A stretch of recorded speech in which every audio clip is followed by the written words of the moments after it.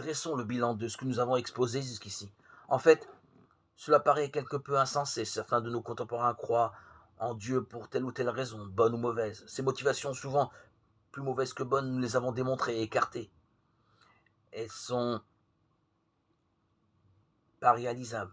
Elles ne tiennent pas la route. Il n'est pas du tout évident qu'il y ait un être supérieur.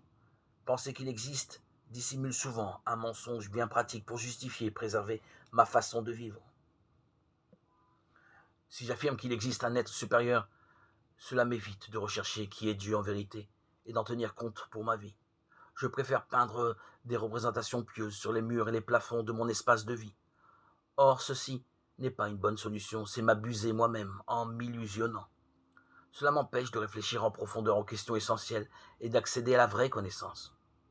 Le travail de démolition des fausses croyances que nous avons entrepris dans ce premier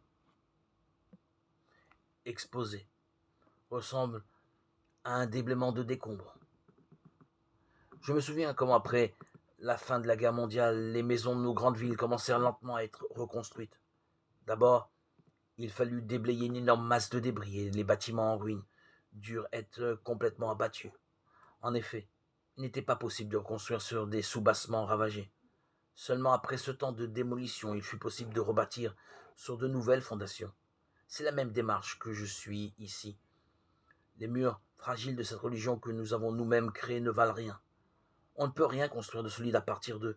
Celui qui tente quand même une telle construction expérimentera inévitablement son effondrement tôt ou tard.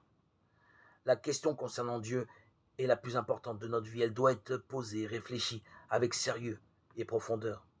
Rappelons-nous une fois encore que Dieu n'est pas un objet utilitaire religieux dont l'utilité serait à débattre ici.